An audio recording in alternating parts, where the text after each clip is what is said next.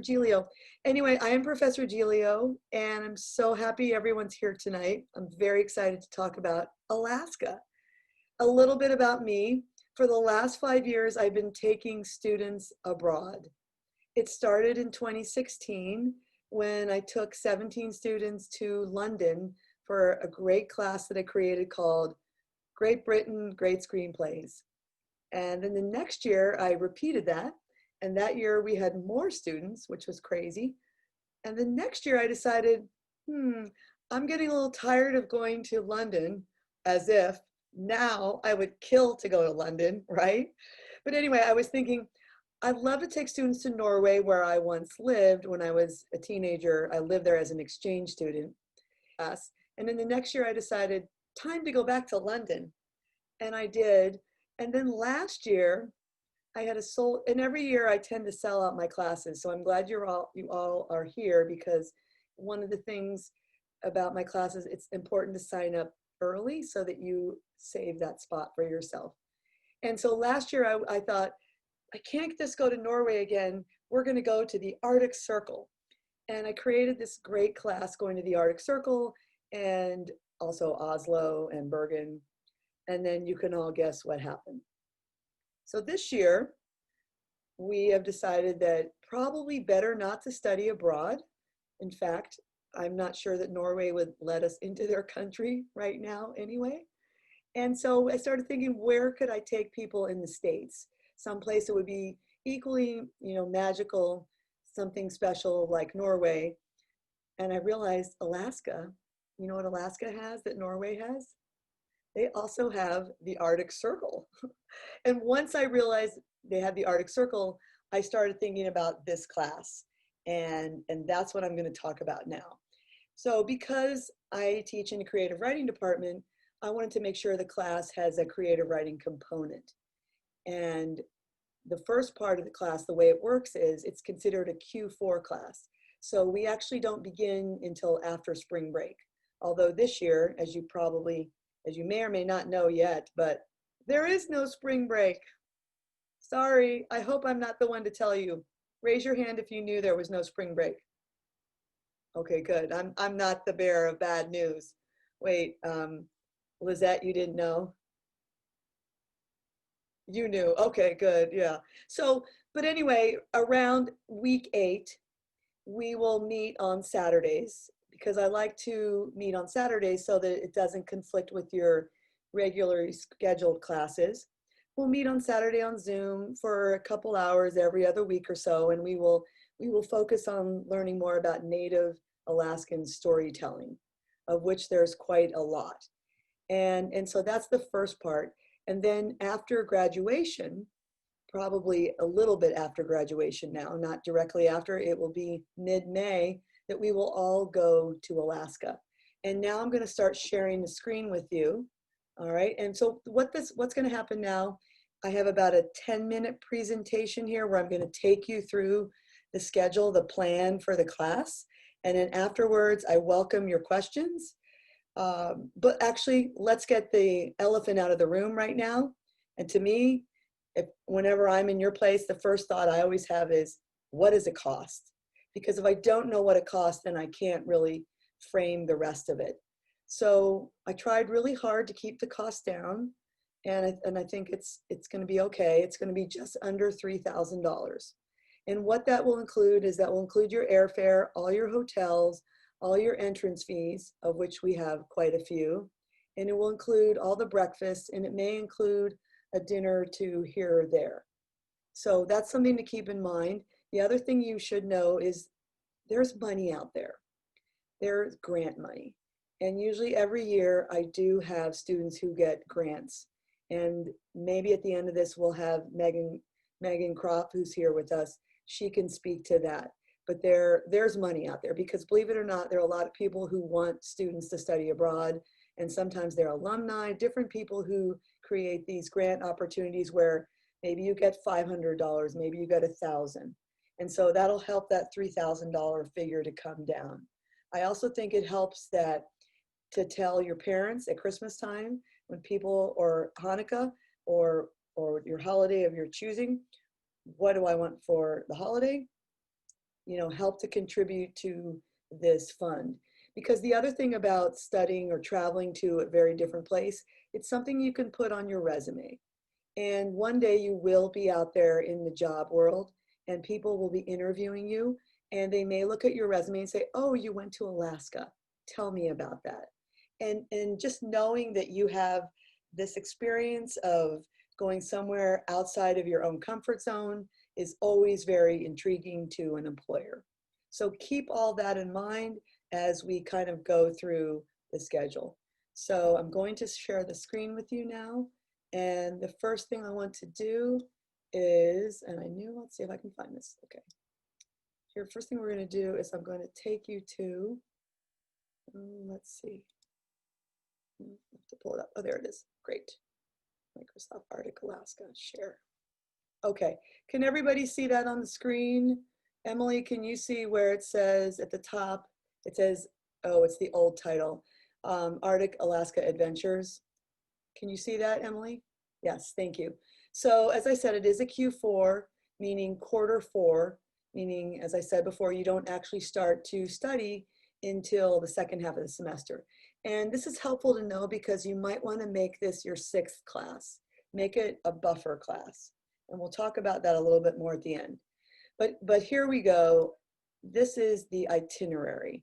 So actually I meant to show you the syllabus first, but that's okay. We'll look at that later. So this essentially is it essentially is a 9-day trip. All right. So beginning around May 17th, we will fly to Anchorage, Alaska. And we'll get there at around 8 o'clock at night. And then the next day we will start to explore Anchorage. So let me now take you into some other things. Emily, can you see where it says lodging in Anchorage, Alaska? Yes, good. So we will be in Anchorage and we will stay in kind of a fun hotel. I'm looking at this place called, that's the Anchorage Grand Hotel. And it looks a little bit different. It's not your run-of-the-mill Hilton or something. So while we're in Anchorage, so these are photos of Anchorage. One of the first things I always like to do is to get acclimated to the city that we're in. And so we will take a walking tour of Alaska because I think that's really one of the best ways to get to know a place. Then on day 2, we're going to get into more of the academic component. And there's a fantastic place called the Alaska Native Heritage Center. And just looking at it, it almost looks like Disneyland to me because, well, I shouldn't say Disneyland, but you learn about all these different cultures, native cultures in Alaska, of which there are many. And there's different little lands. Can you see this photo, Emily? Can you see the picture of Alaska? Great. And I'm not going to try to say these names yet, but you learn about all the different places and their different worlds you go to, and you really spend the whole day there. And this is where we really focus on the storytelling aspect of the class. The next day in Anchorage, we get some exercise. So I decided that since we're going to Alaska, we're going to do some fun outdoor activities. And one of them is, well, it'll be a bike riding trip. There's a famous trail. It's called the Tony Knowles. Here we go. It's called the Tony Knowles Coastal Trail. And we'll be on this kind of bike. So we're not going to be on speed bikes. No one's going to be riding 20 miles an hour. It'll be relaxing and you can see it's sort of a paved path. Can you see that, Emily? Good. And I love it because these are a lot of different images that come up with Tony Knowles. Obviously, it's not going to be snowing, but who knows? Maybe we'll see a moose. That would be really, really fun. And this sort of shows you the path that you would take. It's a 3-hour trip. And these are more photos of it. So I'm really excited about that. And you will also get a better sense of Anchorage. And here's more riding along the bikes. So the next day, though, moving back to our syllabus or our itinerary, we will head out of Anchorage. So we're not going to fly around the state. We're going to take a train. And I love the idea of a train. This was something we also did in Norway. And the train was always a popular thing in Norway. So we're going to take a train from Anchorage to Denali National Park. Does anyone know why Denali is so famous? I'm going to stop sharing for a minute. Does anybody know? You can just speak up. Anyone know why Denali is important? I'll type it in here. It's because of the gigantic mountain. It is the largest mountain in the US. It's huge. We are not going to be climbing it though. Don't worry. That's another trip. One day I would love to climb Denali. But anyway, so we will be headed on to, here we go again. We'll be headed toward Denali, and when we get there, here we go, we're going to be staying in the Denali cabins, which honestly looks so gorgeous. And we will be right there in Denali National Park. It's sort of the equivalent of course, it's peaceful, quiet, and it's sort of like the equivalent of going to Yellowstone, I think. And there will be periods where I think when we're on the train, actually, we will be able to see the mountaintop of Denali, which is, I believe, 20,000 or 22,000 feet high. So that'll be great too. The next day in Denali, I thought it would be important to do some, oh no, I don't have the whitewater trip. Yeah, we don't have it. We will be going whitewater rafting. Let's see if I can pull that up. Yes. Okay, so here we go again. We're back. We're over in Denali. And no, we have to get to, oh, is this? I don't think I have the right, I didn't bring it up. Shoot. Oh, here it is, whitewater rafting. Yes. Very exciting. How does that look to everybody? And Megan's looking nervous. They say that, look, anybody could do it. You have a guide. We're not alone there. We will be at the capable hands of knowledgeable river guides, and it will inject a kick of adventure into any visitor's Alaska itinerary. And they've been doing this since 1976, and I don't think they've lost anybody. So that's really good. Here's a little bit more about it. The Exhilarating Canyon Run puts in at Kingfisher Creek confluence. The current is swift and the river quickly narrows as it weaves through the class 2 and 3 Razorback, Ice Worm, and Two Rocks Rapids. 2 and 3 is not bad. I've done a lot of whitewater rapid, and as long as we're not at 5 or 6, we're okay. A series of 6 class 3 and 4 rapids, that's all very doable, roll between the steep gorge walls, tumbling through churning eddies and holes between before squeezing through the tricky narrows.